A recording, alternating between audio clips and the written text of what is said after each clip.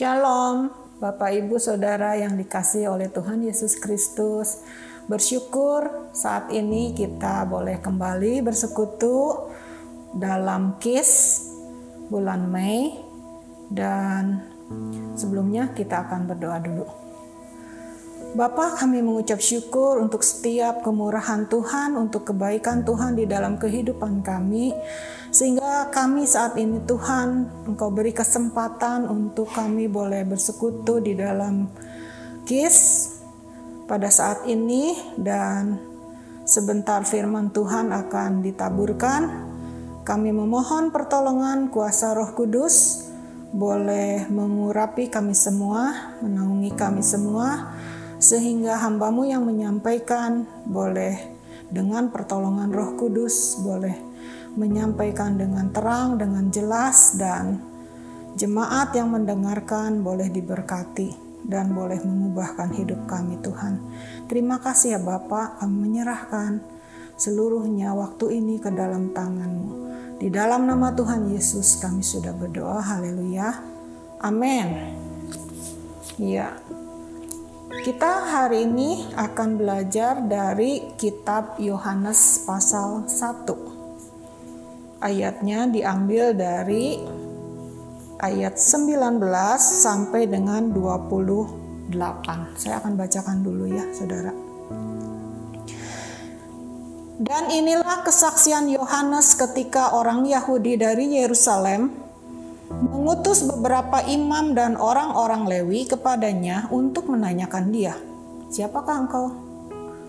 Ia mengaku dan tidak berdusta, katanya, "Aku bukan Mesias."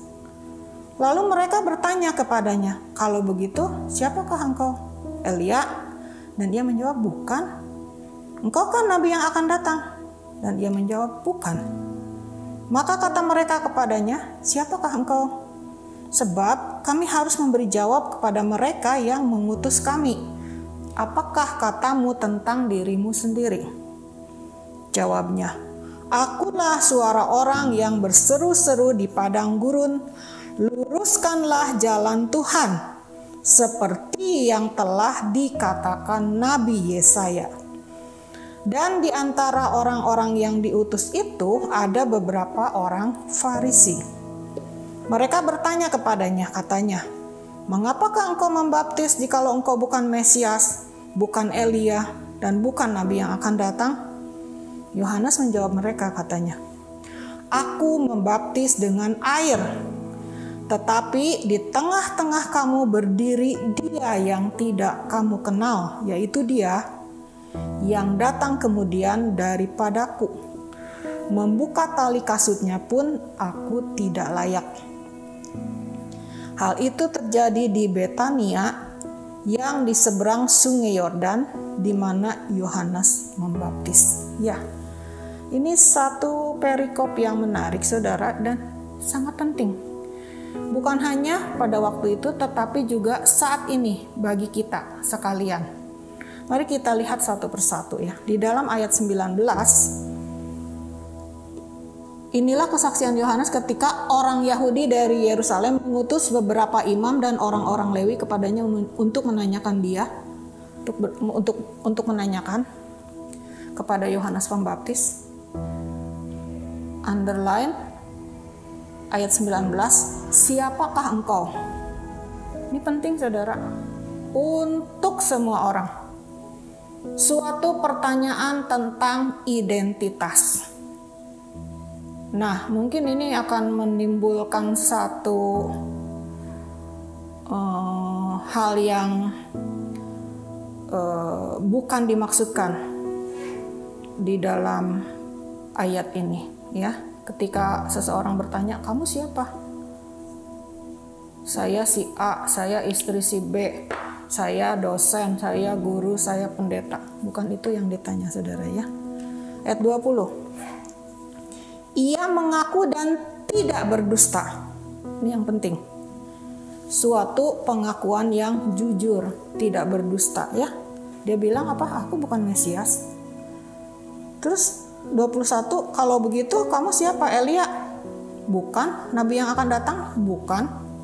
Jadi Yohanes Pembaptis mengaku dengan jujur bahwa dia bukan Mesias. Dia tidak berdusta. Dia tidak berdusta bahwa dia bukan Elia, bukan nabi yang akan datang. Dengan kata lain, dia mengatakan, saya bukan siapa-siapa. Saya bukan bintang tamu. Bukan Mesias. Saya bukan bintang utama. Saya bukan bintang utama. Saya bukan seorang yang penting. Jadi ayat 22, kalau begitu kamu siapa? Apa katamu tentang dirimu sendiri? Ayat 22. Apa katamu tentang dirimu sendiri? Jadi katakan dengan jelas siapa dirimu. Akui dengan mulutmu. Siapa kamu? Berikut. Yohanes Pembaptis mengatakan, aku adalah seseorang yang telah ditetapkan Tuhan. Untuk apa? Untuk membuka jalan bagi Mesias. Untuk menyatakan Sang Mesias kepada dunia. Seperti yang sudah dikatakan oleh Nabi Yesaya dulu, jauh sebelum Yohanes Pembaptis sudah dinubuatkan. Kedatangan Yohanes Pembaptis sudah dinubuatkan. Itu adalah suara orang yang berseru-seru di padang gurun, luruskan jalan bagi Tuhan. Selanjutnya, di dalam ayat berikutnya dikatakan di sini, ya, orang-orang Yahudi ini terus mengejar. Kalau kamu bukan Mesias, bukan Elia, bukan nabi yang akan datang, ngapain kamu membaptis? Ayat 25, ya. Dan Yohanes mengatakan, tugas saya membaptis dengan air. Tetapi di tengah-tengah kamu berdiri yang tidak kamu kenal, seseorang yang tidak kamu kenal, dan saya akan memperkenalkan dia kepada dunia. Saya akan memperkenalkan dia kepada kamu semua. Saudara, tugas atau misi dari Yohanes Pembaptis adalah menyatakan Yesus sebagai Sang Mesias. Jadi tugasnya adalah menyatakan Yesus Sang Mesias, bukan menyatakan dirinya sendiri. Aku nggak penting. Tapi dia yang tidak kamu kenal itu yang penting, yang akan aku perkenalkan kepada kamu. Pertanyaan tentang jati diri Yohanes Pembaptis itu datang dari imam dan orang-orang Lewi dan orang Farisi. Mereka semua adalah pemuka keagamaan Yahudi, saudara-saudara. Jadi dari sini pertanyaan kembali lagi saya tegaskan, ini menjadi bahan renungan kita semua.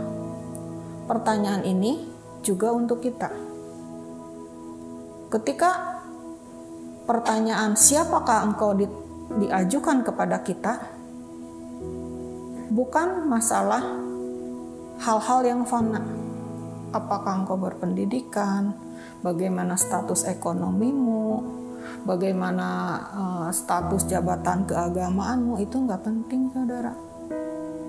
Di sini pertanyaan ini diajukan oleh orang-orang Lewi, para imam, orang-orang Farisi, itu menyangkut secara rohani, kerohanian, saudara. Ya, jadi bukan status keduniawian.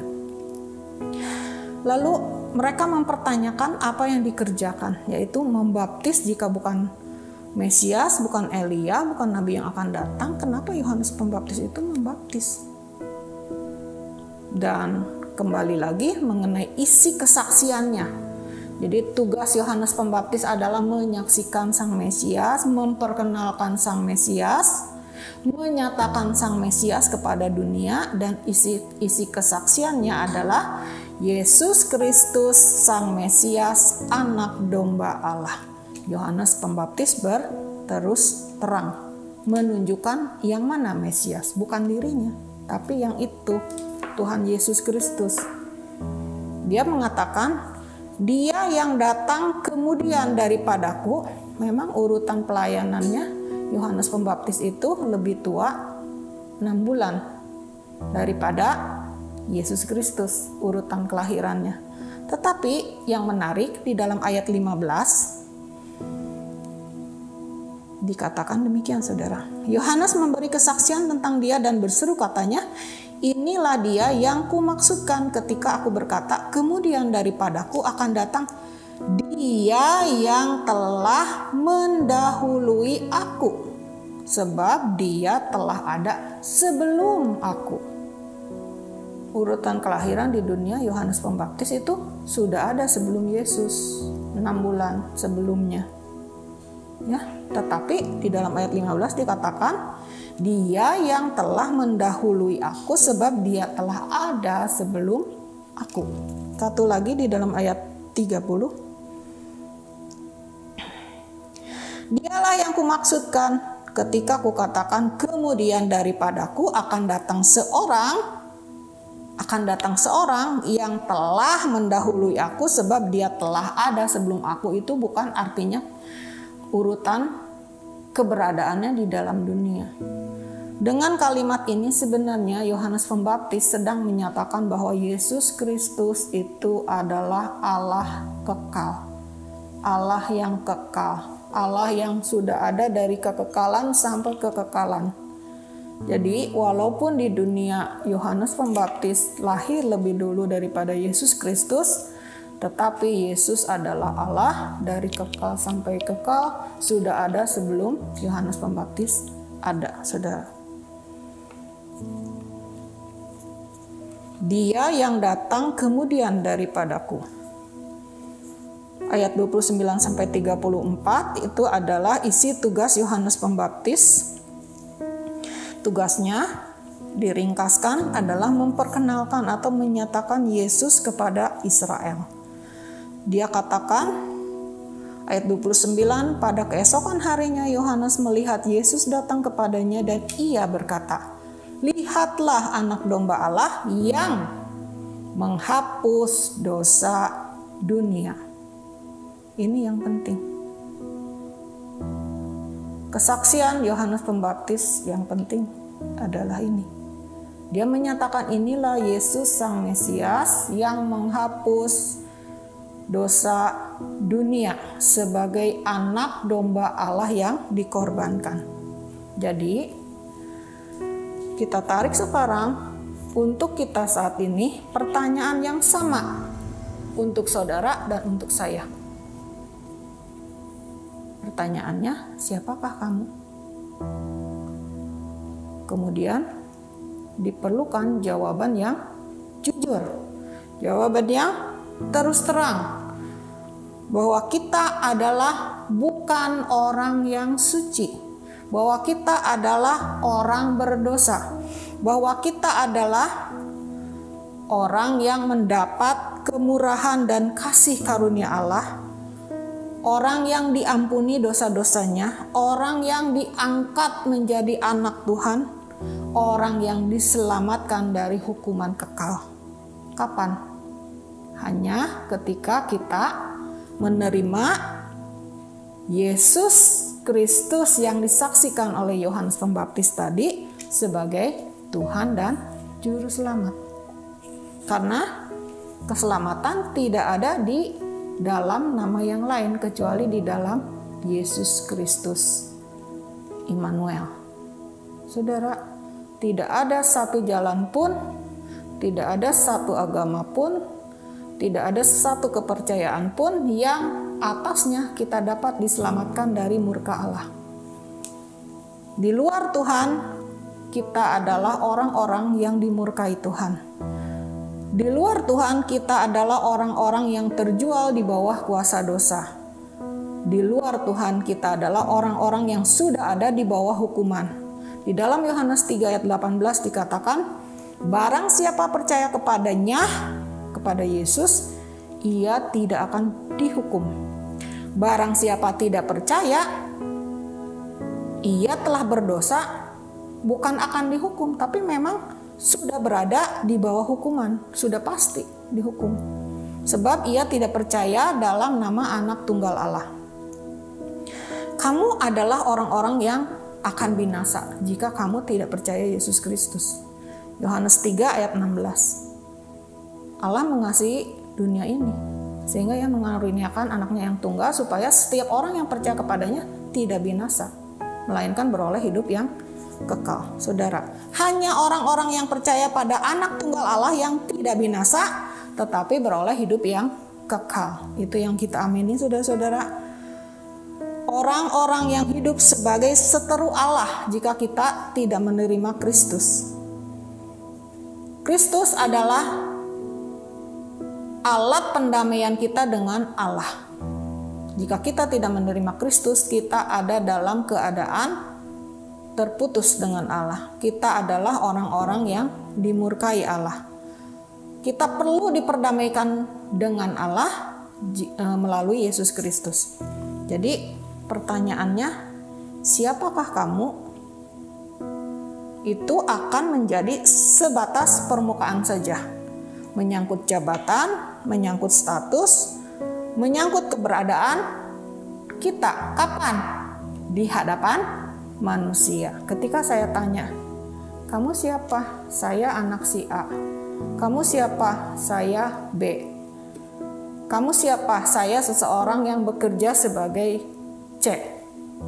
Itu adalah di hadapan manusia. Tetapi pertanyaannya untuk kita sekarang adalah pertanyaan di hadapan Allah, tepat ke jantung hati kita, kedalaman hati kita, untuk diri kita sendiri tidak bisa berdusta, sebab Allah melihat isi hati kita. Tidak ada yang dapat kita sembunyikan, saudara-saudara. Jawabannya di dalam Yeremia 9 ayat 23 sampai 24. Kalau saudara pertanyaan kepada orang, iya, orang bisa, namanya status itu yang seringkali dipakai sebagai satu alat untuk membuat manusia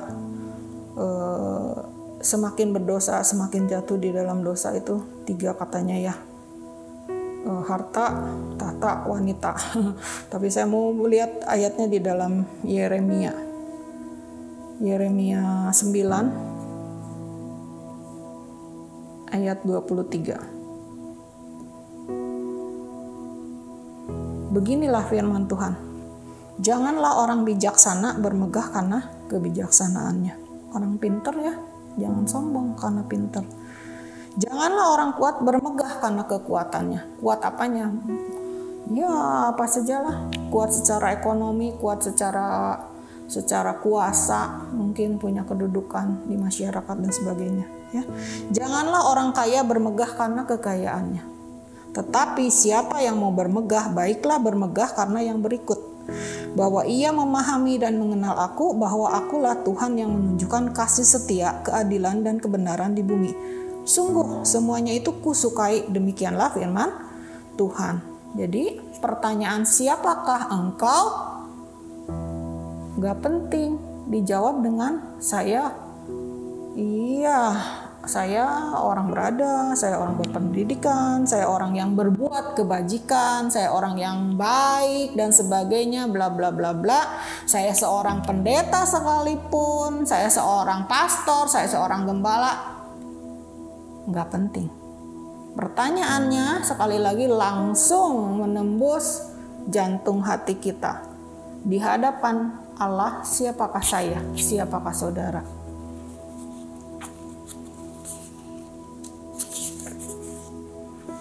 Yang ditanya adalah keberadaan kita di hadapan Allah. Hanya ada 2 kemungkinan, saudara. Kalau tidak A, B. Kalau tidak B, A. Bukan hanya ada 1 kemungkinan A saja atau B saja. Bukan juga 3 kemungkinan, bisa A, bisa B, bisa antara A dan B. Maksud saya begini. A, kamu adalah orang berdosa. B, kamu adalah orang berdosa yang telah menerima kasih karunia Allah dengan mengakui Yesus Kristus sebagai Tuhan dan Juru Selamat. Ketika kita menjadi B klasifikasinya, maka kita sudah meninggalkan A.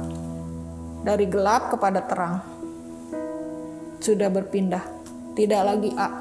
Kamu adalah orang-orang yang dikasihani Allah, dikasihi Allah, menerima kasih karunia Allah. Jika demikian, orang-orang yang sudah berada di dalam posisi B, dapatkah ia kembali menjadi A? Tidak. Sebab tidak ada satupun yang dapat memisahkan kasih Allah daripada kita. Posisi itu firm. Posisi itu tidak goyah. Posisi itu tetap. Ketika kita telah menerima keselamatan dari Allah, kita tetap selamat. Dan kita menerima karunia Roh Kudus yang akan memproses seluruh keberadaan diri kita. Seluruh keberadaan diri kita sehingga kita semakin hari semakin berkenan kepada Allah, saudara. Artinya, kita akan menjadi orang-orang yang diberkati, blessed people, jika kita menerima Kristus. Keadaan kita secara pribadi, setiap orang tanpa kecuali adalah orang-orang berdosa. Hanya apakah saudara mau tetap di dalam keadaan berdosa dan dimurkai Allah, ataukah saudara menerima kasih Allah melalui Yesus Kristus yang dinyatakan melalui persembahan anak domba Allah yang dikorbankan mati di atas kayu salib untuk menebus dosa-dosa saudara dan saya. Saudara. Jadi terima keselamatan surgawi melalui salib Kristus. Kita turut mati di dalam kematian Kristus. Kita turut dibangkitkan di dalam kebangkitan Kristus. Maka engkau akan menerima hidup. Akulah jalan, kebenaran, dan hidup. Tidak ada seorang pun sampai kepada Bapa tanpa melalui aku. Ya, keselamatan adalah hal yang paling penting dalam hidup, bukan hal yang lain.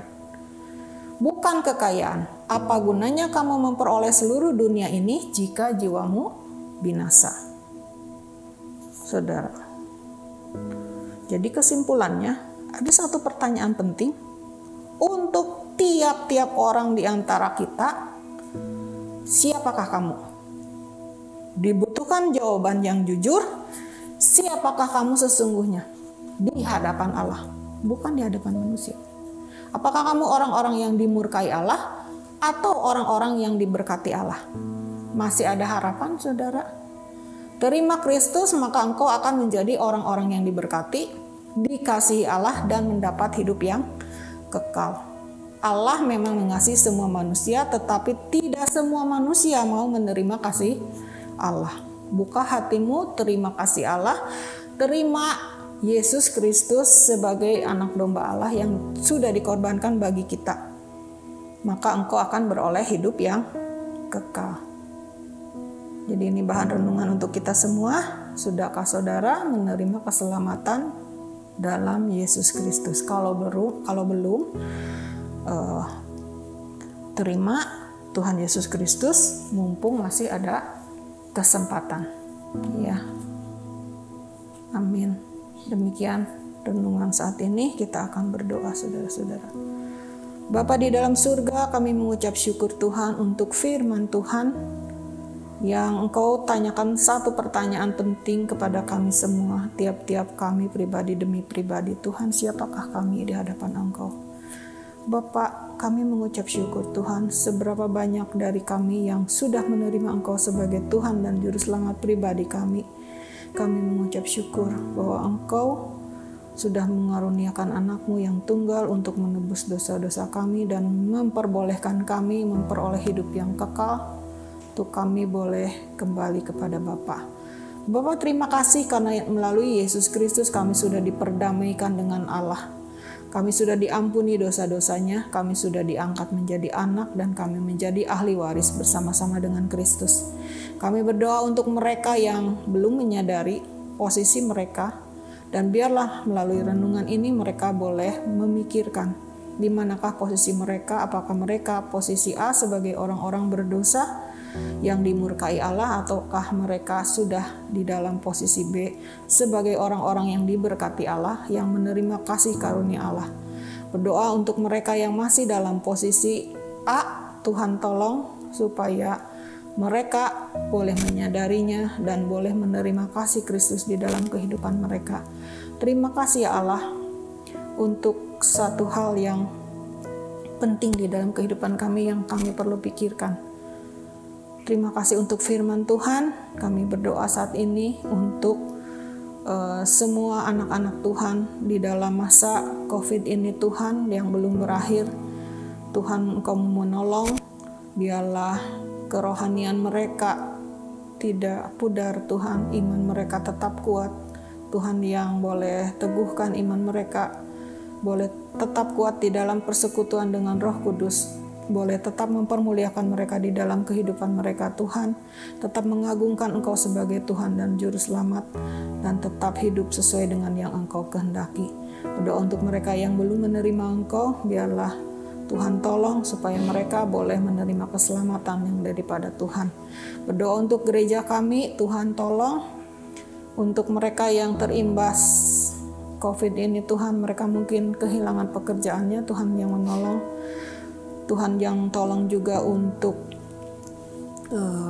semua yang mengatur manajemen di dalam gereja kami GGP Shalom, mulai daripada gembala jemaat, para majelis, para ketua komisi, para ketua divisi, Tuhan tolong semuanya, para pelayan firman Tuhan, guru sekolah minggu, para singer song leader, musik, semuanya Tuhan kami menyerahkan ke dalam tangan pertolongan Tuhan supaya kami tetap bersemangat dengan sepenuh hati boleh melayani Engkau.